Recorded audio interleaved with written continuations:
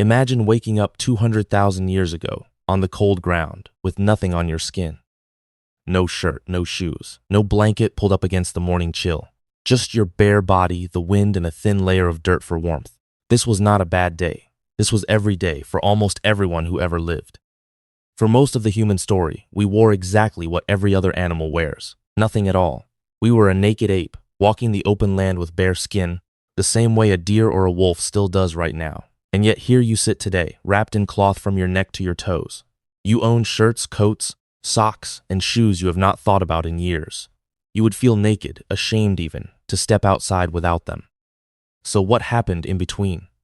When did a hairless animal that owned nothing suddenly decide to drape dead animal skin over its shoulders? Who put on the very first piece of clothing, and why? Was it the cold that drove us to cover up? Was it shame? Was it pride? And how do we even know when cloth and fur rot away to nothing long before the bones around them have turned to stone? The answer is hidden in lice, in needles, in graves full of beads, and in one strange thing that happened to our skin a million years before any of. This is the story of how a naked animal learned to dress itself. This is why ancient humans started wearing clothes. To understand clothing, you first have to understand a stranger fact. We are the only naked ape on Earth. Look at a chimp, a gorilla, an orangutan. Every one of our closest relatives is covered head to toe in thick hair. They are born with a built-in coat, and they never take it off. But somewhere along our line, our ancestors lost almost all of theirs. We still have the same number of hair follicles as a chimp does. The hairs just turned thin, short, and nearly invisible across most of the body. We did not lose the hair. We shrank it down to almost nothing. So when did this happen? The answer is surprising. It was long before clothing. Scientists think our ancestors went mostly bare more than 1,000,000 years ago, back when an early human called Homo erectus was walking the African plains. And the reason was not fashion, it was heat. Our ancestors became long-distance walkers and runners on the hot savanna. Chasing food under the African sun, a thick fur coat would have cooked them alive. So evolution traded the fur for something else entirely: sweat. We became the sweatiest animal on the planet, covered in millions of sweat glands. Bare skin lets that sweat evaporate and carry the heat away. A naked, sweating human could keep moving in the midday sun long after a furry animal had to stop and rest in the shade. So for over 1,000,000 years, being naked was a superpower, not a weakness. In the warm heart of Africa, bare skin kept us cool, fast, and alive. There was no need for clothes because the climate never punished us for our skin. But here is the catch that would change everything. Bare skin is wonderful when the world is warm. It is deadly when the world is cold. A naked body loses heat fast, and a cold night can kill it in hours. So as long as humans stayed in the tropics, they stayed comfortably nude. The moment they tried to leave, that bare skin became a death sentence, and leave is exactly what they were about to do. Here is the hardest part of this whole mystery. Clothes do not last. Animal skin, fur, and plant fiber all rot away within a few years. A stone tool can sit in the ground for 1,000,000 years and still be a stone tool. But the first cloak, the first wrap of hide, vanished almost as soon as it was buried. So how could anyone ever know when humans first started covering up? For a long time, nobody could. And then the answer came from the strangest place. It came from lice, the tiny insects that live on the human body. Humans are host to more than one kind of louse, and this is the clever part. One kind lives only in the hair on your head. It clings to your hair shafts. But another kind, the body louse, does not live on your body at all. It lives and lays its eggs in your clothing, crawling out only to feed. Think about what that means. The body louse could not exist before clothing existed. It needs clothes the way a fish needs water. Clothing is its entire world. So the body louse was born, as a species, at the exact moment clothing was born. And that gives scientists a clock. By studying the DNA of body lice and counting how far they have drifted from their head louse cousins, researchers can estimate when the two split apart. That split is the moment our ancestors first put something on.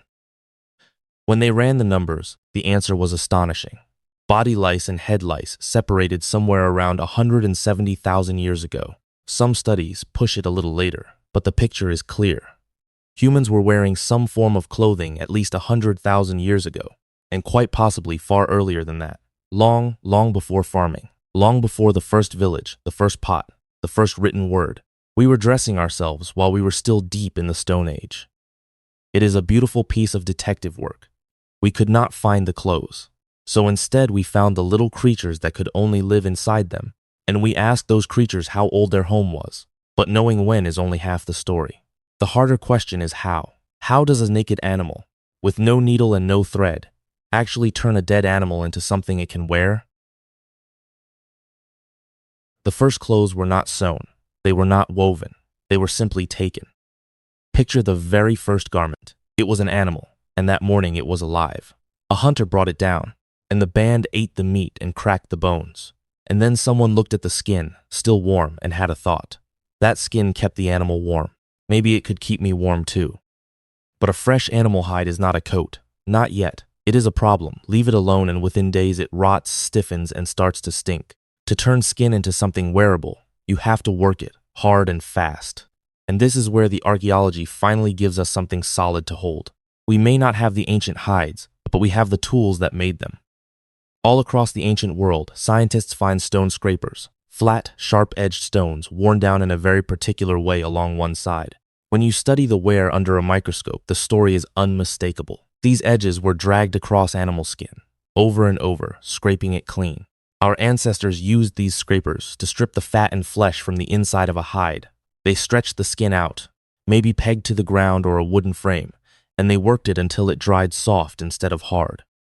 The Neanderthals, our close cousins in cold Ice Age Europe, were experts at this. They lived for hundreds of thousands of years in a brutal, freezing world. A naked body simply cannot survive a European winter. It is not possible. So the fact that they thrived there at all tells us they must have worn fur. We have even found their specialized tools for the job. Smooth, polished pieces of rib bone, called lissoirs, worn glassy at the tip. Leatherworkers still use almost the exact same tool today to push and buff a hide until it turns supple and water-resistant. So the first clothes were draped, wrapped, and tied. Whole skins thrown over shoulders, furs bound at the waist with a strip of leather or sinew. Simple, heavy, and warm. A second skin borrowed from the animals we hunted. It was enough to survive, enough to follow the cold north and not freeze, but it was clumsy. A wrapped hide gaps, slips, and lets the wind bite through. To truly conquer the cold, humans needed one more invention, a small, sharp, almost magical little tool. It is easy to walk past it in a museum, a sliver of bone smaller than your finger. But this little object may be one of the most important inventions in human history. It is the eyed needle, a thin point of bone or ivory, polished smooth, with one tiny hole drilled carefully through the end. And that single hole changed what clothing could be. Before the needle, you could only wrap and tie a hide around your body. With a needle and a thread of animal sinew, you could do something new. You could join two pieces of skin together with a tight closed seam. You could shape skin to the body. You could tailor. Suddenly, clothing was not a loose cloak that the wind crept under. It was a fitted sleeve that hugged the arm, a boot sealed snug around the foot, trousers, hoods, and mittens, all stitched tight to trap a layer of warm air. For the first time, a human could be sealed against the cold from head to toe. The oldest eyed needles we have found are around 40 to 50,000 years old. Some of the very oldest come from a cave in Siberia, on the edge of the deep ice, and that location is no accident at all. This was the height of the last ice age. The world was locked in cold. The people pushing into Siberia and the far north-faced winters that could kill in minutes. You do not survive those places in a loose draped fur. You need sealed, tailored clothing. So the needle was not just a clever craft tool. It was a key. It unlocked the coldest, harshest corners of the planet for the human race. With tailored clothes, people spread into frozen lands no naked ape could ever enter. They walked across ice and tundra, all the way toward a frozen bridge to a new world. Think about that the next time you zip up a winter coat. That seam running up the front is the same idea, thousands of years old. A way to close the gap, seal the warmth, and shut the cold outside. A naked tropical animal had just engineered its way into the Ice Age. But by now, something else was creeping in alongside the warmth. Because once you can shape and stitch and decorate a garment, clothing stops being only about staying alive. It starts to say something about who you are. Here is a question that breaks the simple story. If clothes are just for warmth, why do we find them covered in beads, in color, and in careful decoration? Because clothing was never only about the cold. From very early on, what a person wore became a message, a sign of who they were. and the graves of the Ice Age show this in breathtaking detail. In Russia, at a site called Sungir, archaeologists found ancient burials that are around 34,000 years old, and they are staggering. The bodies had been laid to rest covered in beads, thousands upon thousands of them. Each bead was carved by hand from mammoth ivory, tiny, round, and polished. There were so many that experts counted tens of thousands across the graves, and from how they lay on the bones, we can see they were sewn onto clothing, onto caps, onto sleeves, onto trousers, running in neat rows across the body. Now think about the labor in that. Each single bead took perhaps an hour to make. Tens of thousands of beads means years of human work, sewn onto a single outfit. Nobody does that just to stay warm. A plain hide is far warmer for far less effort. This was clothing as wealth, clothing as status, clothing as honor. And the people buried in those beaded clothes were not all powerful adults. 2 of them were children, which tells us something deeply human. Their status, their importance, was shown through what they wore, even at the end, even on a child laid down in the frozen ground. Long before this, our ancestors were already decorating themselves. We find lumps of red ochre, a natural earth pigment, worn down from use, at sites going back well over 100,000 years. People were grinding up color and painting it onto their skin and their hides. So clothing quickly grew a second life. One layer was practical. It kept you alive. But the other layer was social. It announced your group, your rank, your story, it said. I belong to this tribe. I am a hunter. I am someone who matters. A garment could now signal age, skill, family, and power, all without a word. You could read a stranger across the valley before they ever opened their mouth. Clothing had become the first thing we ever used to show the world who we were. And yet all of this, the warmth in the beads, was still made from animals. Skins, furs, sinew, ivory. To make the soft cloth we know today, humans needed to discover something hidden inside a plant.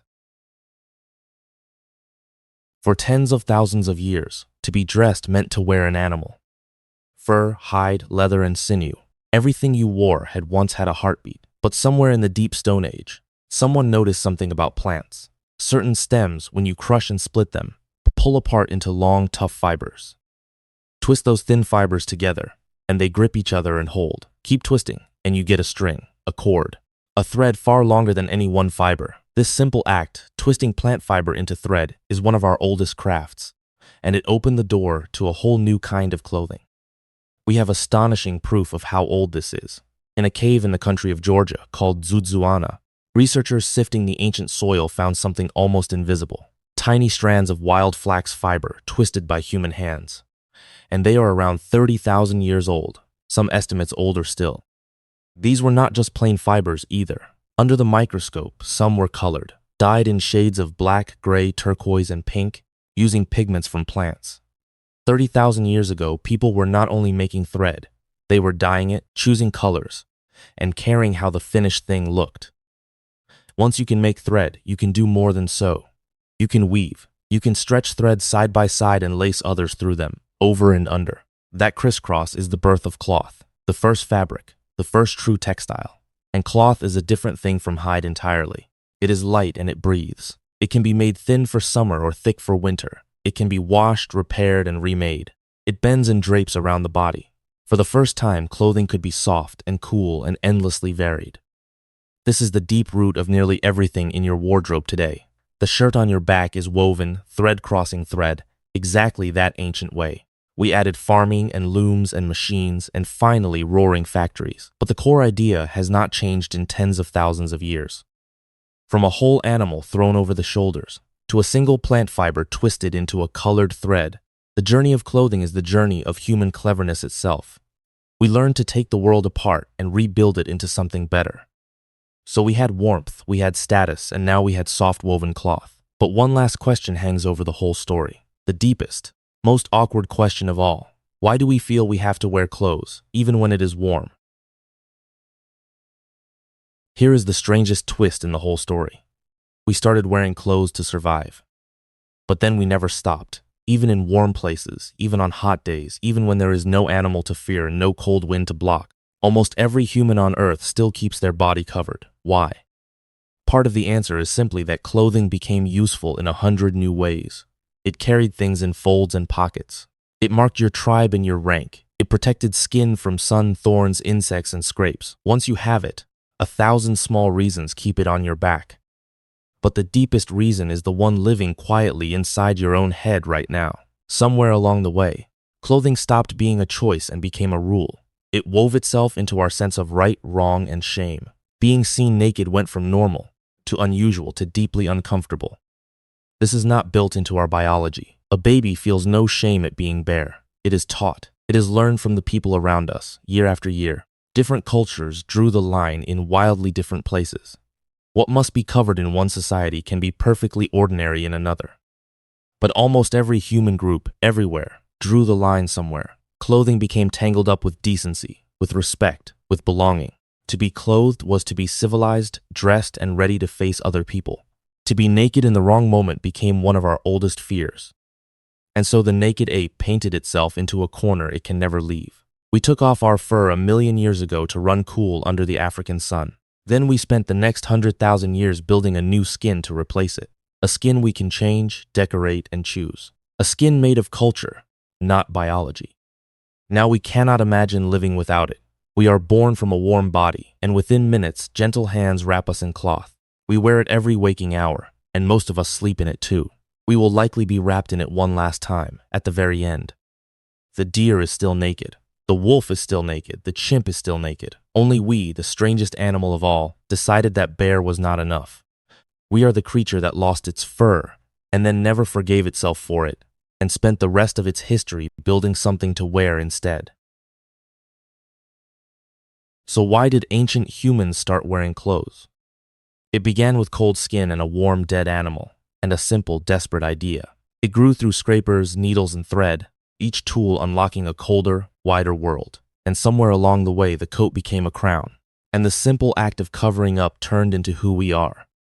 We did not put on clothes because we were ashamed. We put them on to survive. The shame came later, layered on top, until the two could never be pulled apart. A naked tropical ape stitched itself a second skin, and then wore it so long that it forgot it had ever been bare. Next time, we are staying right here in this strange ancient world. Because if they spent all day hunting, scraping hides, and stitching furs, what did they actually do when the work was finally done and the sun went down? What did ancient humans do all day, in a world with no jobs at all? Thanks for spending this time in the deep past with me. If you pictured yourself shivering on that cold ground, hit subscribe and stay a while. There is a whole ancient life out there, badly drawn and waiting for you. This was Grug.